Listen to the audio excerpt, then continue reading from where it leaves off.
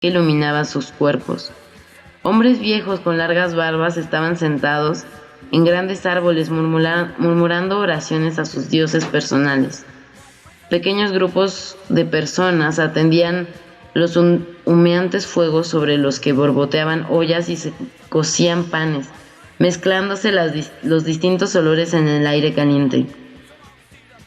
Grupos de gente musculosa iban en busca de leña y agua, y siempre acompañados por niños que se reían y los imitaban.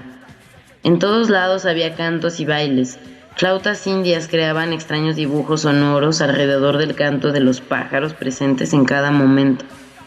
El ritmo de los tambores resonaba junto al hueco ruido sordo de las hachas cayendo sobre la madera. Viejos amigos se mostraban con otros nuevos.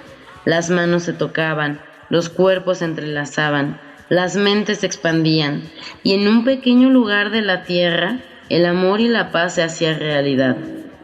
Solamente a unos 15 kilómetros de allí se encontraba Wally Hope, el hombre que con su visión y su trabajo duro había hecho posible toda esta realidad y que ahora estaba lleno de veneno en la oscuridad de su celda del hospital. Unos días después de que las últimas personas se hubieran ido del lugar del festival, Wally fue puesto en libertad sin previo aviso. Los hombres grises se habían mantenido lejos del festival del guerrero hippie sonriente y bronceado.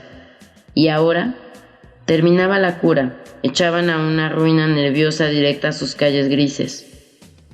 Wally tardó 2 días en conducir su coche con los colores del arco iris desde el hospital hasta nuestra casa. 100 kilómetros en 2 días, 2 días de horror. No podía manejar durante mucho tiempo y debía parar horas enteras para recuperar la confianza en sí mismo. Nadie sabía de su liberación y él, tal vez para restablecer una manera de dignidad consigo mismo, estaba decidido a hacerlo solo. Cuando por fin llegó a nuestra casa estaba en peores condiciones que cuando lo habíamos visto en el hospital y casi no podía caminar. La más sencilla tarea era imposible para él. Era totalmente increíble que hubiera sido capaz de conducir durante esos 100 kilómetros. A esa pálida sombra de la persona que antes habíamos conocido, le causaba dolor tumbarse cara al sol, y su cara y sus manos se hinchaban hasta deformarse. El sol que antes había lavado ahora era oscuridad para él. En la noche se acostaba a llorar, sollozos silenciosos y desesperados que seguían hasta el amanecer. Cuando por fin se dormía, parecía que nada le podía ayudar a mejorar aquella condición fatal.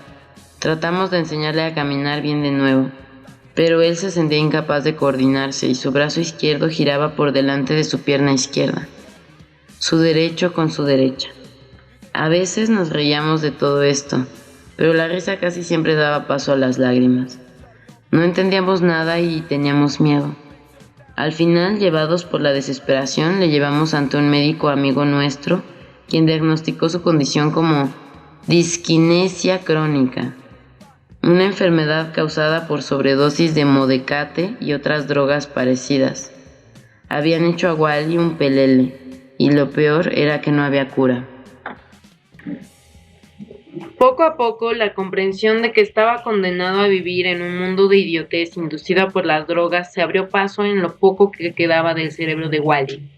El 3 de diciembre de 1975, incapaz de aguantar otro día y tal vez esperando que la muerte le pudiera ofrecer más de lo que le quedaba en la vida, Wally Hope tomó una sobredosis de somníferos y murió asfixiado por su propio vómito. En el tiempo relativamente corto que pasamos en este mundo, tenemos contacto con miles de personas con las que compartimos poco más que medias sonrisas y conversaciones amables. Con suerte encontramos una estrella en medio de estas 1000 caras que realmente no responden más allá de las formalidades previsibles. Hay pocos amigues verdaderos. Es difícil lograr un verdadero entendimiento entre personas y cuando esto se logra, es la experiencia humana más maravillosa de todas. Yo he tenido la suerte de formar parte de un grupo de personas a las que considero mis amigues y con las que comparto un sentido de realidad y trabajo hacia una visión de futuro compartida. He encontrado muchas personas cuyo único objetivo, por su cinismo y su falta de propósito, parece ser impedir a gente como nosotros expresar el sentido propio de nuestras vidas. Veo en personas como esas las sombras oscuras que hacen que nuestro mundo sea tan pálido. Wally era un genio. No puedo fingir haberle querido por completo. Era demasiado exigente para ser querido, pero le amaba. Era la personalidad más llena de colores que he conocido en mi vida. Una persona que tenía un profundo sentido del destino y ningún miedo hacia nada a la hora de luchar por él. Si los amigos son difíciles de encontrar, personas como Wally son menos frecuentes aún. No creo que vaya a encontrar a alguien como él otra vez. Era mágico, misterioso, un visionario, y me demostró que más que nadie el significado de la vida. Wally era un individuo íntegro, pura energía, una gran luz plateada brillando en la oscuridad.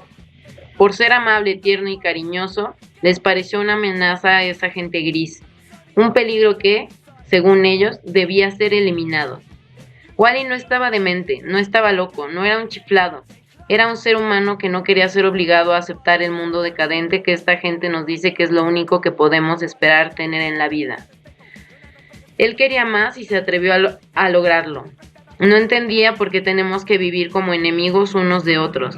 Él creía, como muchos otros anarquistas, que la gente en el fondo es amable y buena, y que son las restricciones y limitaciones que nos imponen, muchas veces violentamente, las que provocan el mal.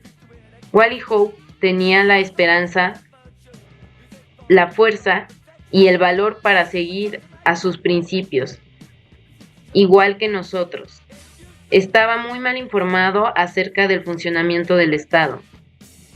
Reclamó el derecho a vivir su propia vida y se enfrentó con una dura resistencia. Fue asesinado por un sistema que siempre cree saber lo mejor para todos. Opresión de izquierda en Polonia y opresión de derecha en Irlanda del Norte. ¿Cuál es la diferencia? Las cárceles y los hospitales psiquiátricos del mundo están llenas de gente que únicamente no hizo más que no estar de acuerdo con las aceptadas normas del Estado en que les tocó vivir. Los disidentes rusos son los héroes estadounidenses. Los disidentes estadounidenses son los héroes rusos. La olla simplemente se pone más negra. Para vencer al opresor tenemos que conocer sus medios, porque en caso contrario fracasamos como Wally, silenciado por su puño. Wally buscaba la paz y la creatividad como una alternativa a la guerra y a la destrucción. Era anarquista, pacifista y sobre todo individualista. Pero por los tiempos en que le tocó vivir y morir ingenuamente lo etiquetaron como hippie. El oficial de policía responsable de la investigación por la muerte de Wally lo describió con una frase sarcástica. Se creyó Jesucristo, ¿no es cierto? De ninguna manera. Wally se consideró algo así. Pero teniendo en cuenta la manera en cómo lo trató el Estado, parece que ellos sí que lo creían Jesucristo. El mismo inspector de policía aseguró haber entrevistado a fondo a toda la gente que tenía contacto con Wally, desde su detención hasta la hora de su muerte. Aunque habíamos visitado a Wally 2 veces en el hospital y luego se quedó con nosotros durante unas 2 semanas, este guardián de la ley ni tan siquiera se puso en contacto con nosotros. Los pocos testigos que citaron, obviamente, habían sido elegidos con mucho cuidado, para que estuvieran de acuerdo con la versión oficial. Uno de ellos era uno de los médicos responsables del tratamiento de Wally.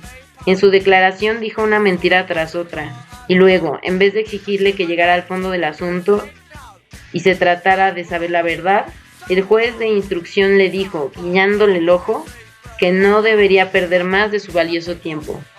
La corte dictó una sentencia de suicidio sin ninguna referencia a ese proceso horroroso que había sido la causa directa de su muerte.